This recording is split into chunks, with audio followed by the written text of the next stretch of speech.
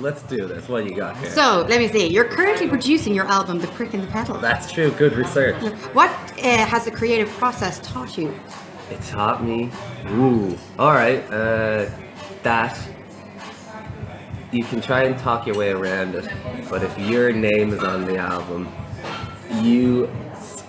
like I try to avoid roles as much as possible, but I did notice that the final decision always lands on you. Yes. And that sounds like you think of a band or whatever as a very, we're all in it, for fun, and the music is gonna lead the way.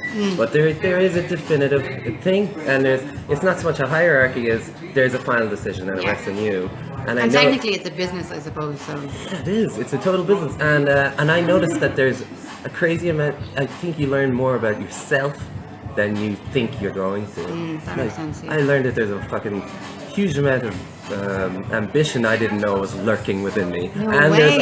there's like something, like when the decision needs to be made, I noticed that I was like, yeah, fuck, I'm making. I know how I feel about this and how I want to. It was all good, and I had no idea that was lurking in there. I definitely trust. I'm a trust the gut kind of person. I just live by the gut. I live by the gut. Live by the gut, die by the gut. No, I think you're right. You ever like it's probably wishy-washy science or whatever, but they said there's some kind of second brain in your gut. There's neurons in there. I do believe that, yeah. And I was like, I totally understand that. Yeah, if you overthink something, you're going to be just like, you're going to make yourself crazy. Especially with music. If you overthink music, it sucks. So true, it's yeah. so shit. That's the same with writing. If you just overthink it, it ends up being like pure tripe. Yeah, you can you understand why people are always talking about the ego being such a destructive force and everything like that. And usually when people take psychedelics or something, they're like, ego death was the greatest thing. And you're like, what are you talking about? And then you realize, oh, I know what you mean. If you think too highly of yourself, or what your conscious mind is doing, you're gonna fuck it up. Yeah. Because music doesn't really come from your brain. It probably comes from your bones and your gut and your blood, and that's it. Yeah. That's cool. And because like you're Kilkelly, that's the name of you. Yeah. But you have actual musicians as well. Yeah, I wanted to make it a little. Okay, actually, no, that's not true. That all came from just. Because living in Germany, people struggle with the name Connor for some reason. Oh, really? Okay. And Germans always say, no, we don't. We know how to say Connor. That's bollocks. They don't. I used to go to these open mic nights when I was first starting off, and people just couldn't get it. I'd be like, Connor Kilkelly, and they were like, what?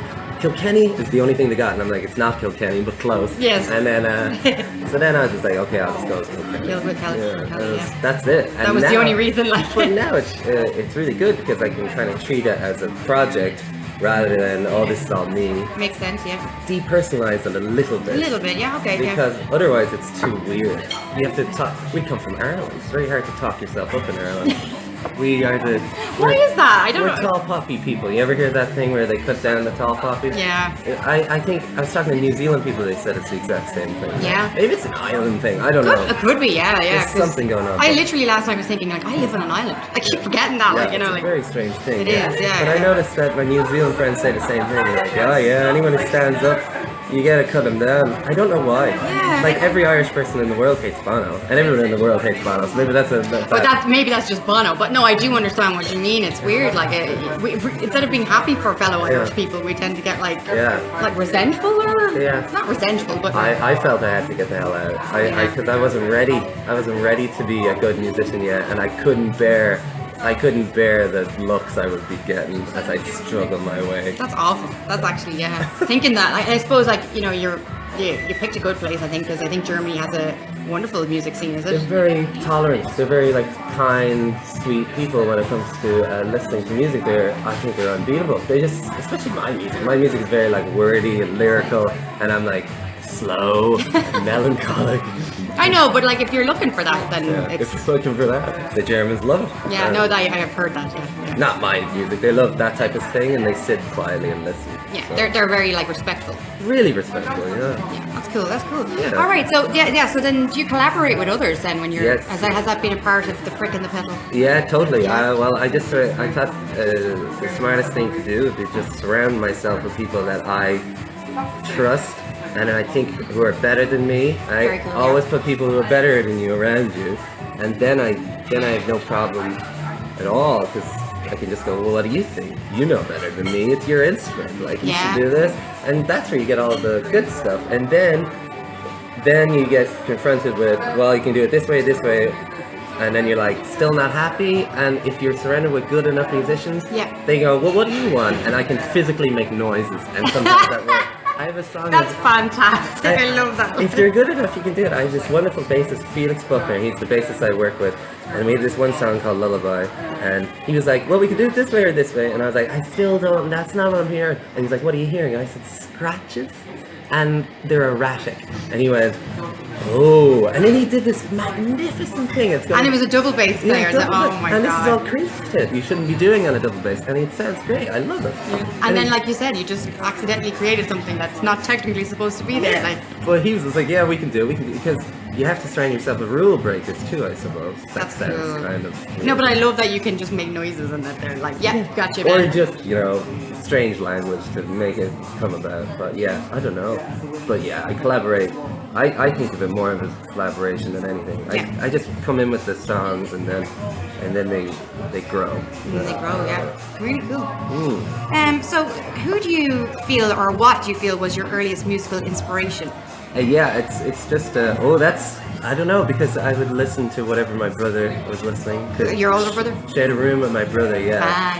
And he'd be listening to. I remember the thing I was most drawn to when we were young was a band called Pulp. Remember Disco 2000 and Common People? Remember? Yeah. I remember you used to listen to that, and that was a big influence. I used to love that. And then we used to go in the car to Galway because my grandparents are from Galway. Cool, yeah. And we'd go once a month, and my dad would put on all this Bob Dylan records and CDs by the Kinks and stuff like that. The Kinks, and the Kinks were huge for me. I still love the Kinks. I still love Bob Dylan. I feel like I remember a conversation with you where you were arguing about the Kinks being superior to the Beatles. Was that you? I think that was me. Yeah, when I was young, I didn't really listen to the Beatles, so I didn't understand why everybody's so obsessed with the Beatles. I used to be the same. I've only recently really actually now I get it. Appreciated them. Now I'm like, oh, you can have the Beatles and the Kinks. What a wonderful world. At the same time. Yeah, exactly. That's cool. Yeah. What drew you to music? Like, why music? Like, why musician? Why that career choice? I don't know. I think it's just. There was just a lot of music being played in my family all the time. I think, but not as in they weren't musicians. My brother did play guitar before me, so I was like, whoa, that's possible. We can do this. We're allowed to learn things. But I never heard that. That we were allowed to play. I never played as a kid or anything. There was though a little Casio, tiny 30-inch keyboard, and I used to write little joke songs on it. Like the first song I ever remember writing was I must have been 4 or something, and it was about Man United. I remember doing that. Oh my God, you were 4. Yeah, there was like a little tape I did of it and everything. Or 5, I don't know. Like but like really small, like preschool, obviously. Definitely like too young to be doing anything good, but it was just like a little. But doing anything at all at that age is like. Yeah, it's pretty cool, I don't know. I just always liked the idea, but I just thought it's not for me, not possible. That type of thing. Yeah, I think society kind of makes that It just wasn't around me, so I just assumed it wasn't something I could do, and then I don't know. You just sort of fell into it. You just kind of you have to try. Yeah, I completely agree with that. And I think with musicians, it's like, if you're not Bono, if you're not that big, well, what's the point? It's like, well, actually, you can just make a living out of it and enjoy it. And, totally, and just actually have a job you like. Yeah, I know so many people that are just, we like to say, I know so many people in Berlin, we like to say, getting away with it. That's what we used to say. Not making a living, you're getting away with it. You're getting away with doing what you want to do. Yeah. It's tough, but it's great. It's worth it. Yeah, totally. How would you describe the music scene in your current city? Like, was it important in terms of writing the Prick and the Petal? Yeah, totally. Yeah. Well, writing, I don't know. I think the Prick and the Petal is more about Ireland than it is about Berlin. But just trying to make sure that was still recording. Yes. Hello there. Prick and the Petal was definitely more inspired by Ireland. I think it was. Okay. I think it was. But the fact that I live in Berlin is just surrounded by all these musicians and people who are doing the same type of stuff, so you spur each other on, and I'm definitely influenced by everybody else's music. There's a great duo called Rufus Coates and Jess Smith who are there. They're also Irish, but they live there, and they're just great musicians, and you get to see them sometimes. And there's another Scottish guy called James Michael Rogers who's brilliant. There's just so many good people there, and you're happy to call them friends, and it all inspires you. But the main reason we're all there is because the rent is dirt cheap. That's it. Cool, yeah, because the rent here is disgusting. Yeah, that's why I still live with my parents. Yeah, exactly. Because I had to too. When I was in Dublin, I couldn't afford to do anything. Yeah. Taxi would destroy me for the week. So we all ended up moving there because whatever, it's meant to be a very artistic city, but mainly I was there because you can get away with it there. Yeah. But I don't know how long that's gonna last. Well, yeah, it's probably another year or something, because the rent's soaring there too. But is it soaring as much as it's soaring here? Well, I had to move house in the last 6 months or so, and I was paying.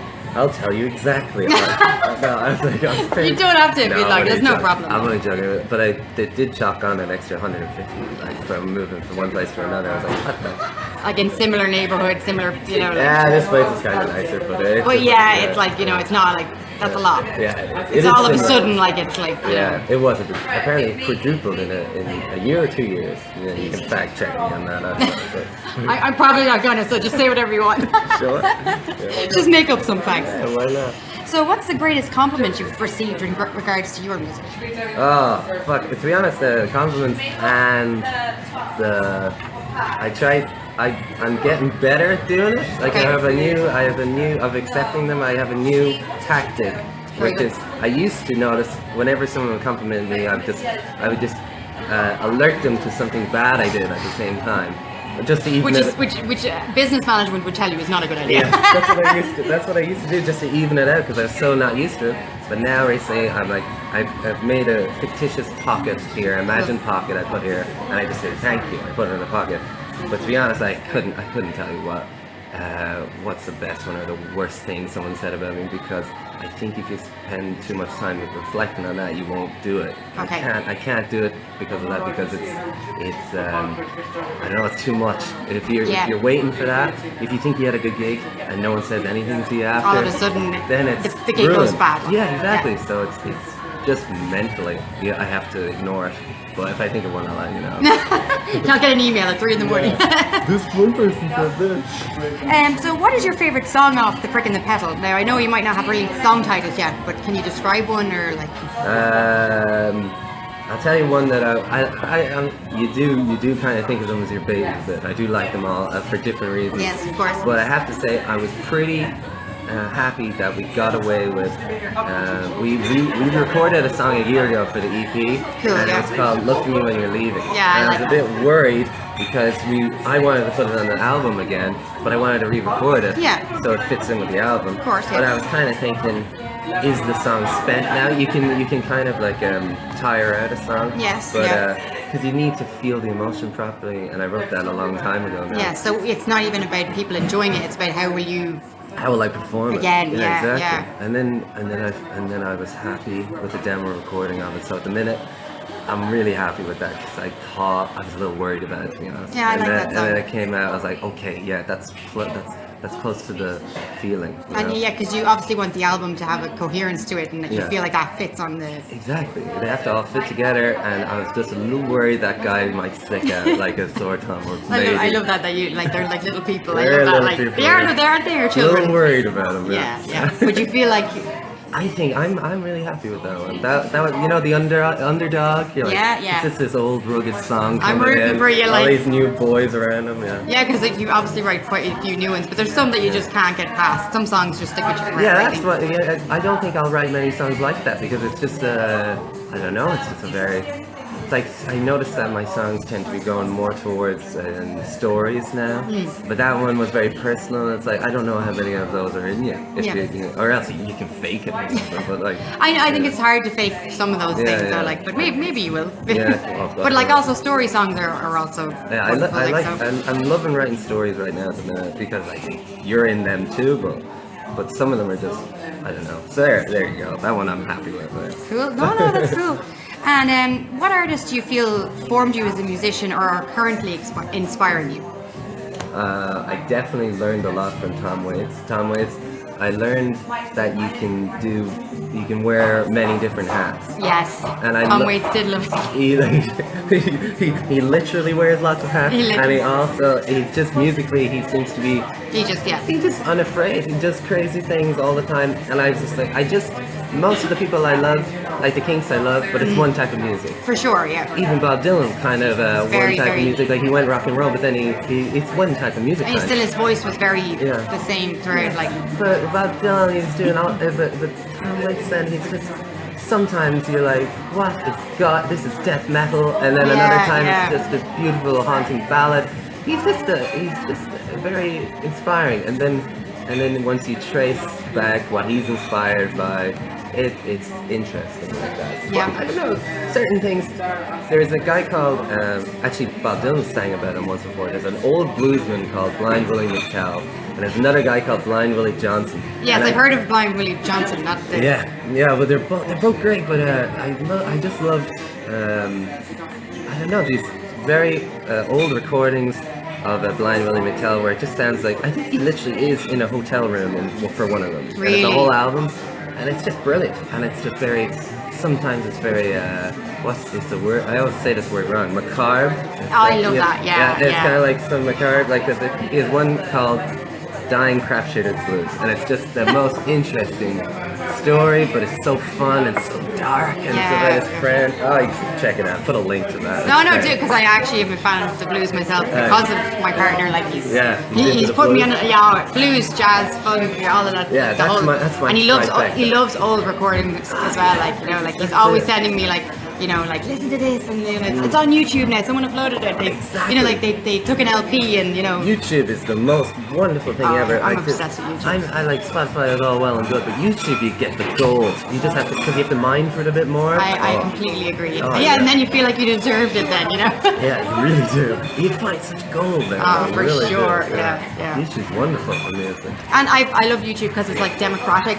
Like people that shouldn't be popular can be popular because they don't have to go to like television anymore. They don't if they want to be a musician, you can do that on YouTube. Totally. I think that's great. The views are the votes. I couldn't agree more. I'm such a component for that. I love that. I love the way you level the playing field, Absolutely. as they say. Yeah, because then you finally get stars that are not like they're not picture perfect. They're not like this. You're getting the real people. But that whole picture perfect thing is a relatively new thing. That's from for sure. That's from the bloody 60s onwards. We used to have actual characters who performed songs, Yeah, musicians didn't have to be beautiful. Exactly. This whole thing is nonsense. Everyone sounds exactly the same. Yeah, they're products, not like performers. That's what I feel like. I saw a statistic recently. It was like, no, not statistic. I just saw, oh god. Making up statistics again? No, I'm not. That would be brilliant. I saw it was an old folk player, and he said he was big in. He was big in one city, but then he'd be playing for like 1,000 people the next night in a different city. No and it was way. regional. It used to be regional. I like that. Yeah, that's cool. Yeah. Like you go outside of your state, and then all of a sudden it's like, I don't know who you are. And I know. I think it's coming back though. There's a lady called Lisa O'Neill who's a folk player in Ireland, and she has a very regional Cavan accent when she sings. Oh wow, Absolutely love it. She's not doing that like fake American sort of Americanized. She's doing if anything, she sounds like she's old Ireland or something. You're like, I thought she was 55, but she's not. She's only She's wonderful, so she's great too. That's cool. Yeah. All right, where are we here now? So so you're actually a frequent live performer. I've seen that you're talking about you're doing so many live gigs to get your album. I love playing live. Yeah. But what do you do when you mess up? What do I do when I mess up? That's part of the fun. Yeah. Because if you mess up, you can you have two options. You can try to find. Okay, so if you mess up with a guitar note, you can always transform it into another note, and it's okay. You can get away with guitar. Right. Singing you can't really get away with. No, So if you screw up singing, you kind of just have to give a smile. If the audience see a smile, don't pretend like you didn't screw up if you sing. But yeah, I think humble. I like that. Yeah, it's like I look like guys, I fucked up. People fuck up all the time. My friend told me that Jimmy Page. I was like, yeah, but I'll never be Jimmy Page. And he's like, Jimmy Page isn't even Jimmy Page. If you listen to his live recordings, he screws up all the time. I was like, that was huge to me. I didn't know that was a thing. That's cool. Yeah. That's cool. Yeah. I don't think Miles Davis is ever screwing up though. Like he's probably a different breed. Yeah, I don't think he was human. Yeah. It's a different situation, you know. Like so. Jimmy Page is slightly more human to me, you know. Later years, Miles, I'm like, I'm not sure if he was. Yeah. Fascinating. Yeah, so like I've only just got one question left for you. That's so it's about your new nephew, so congratulations thank you on very that. much, yeah. Is there anything you'd like to say to him that he might read in the future or hear about in the future, you know, when he's like reading about his cool uncle? Come on now. Liam, always remember that I am the cool uncle. Okay? Those other guys, they may have the money, they may have the looks, they may have the style. They may be a banker, right? No, just do it, keep doing as you're doing, Liam, you're golden.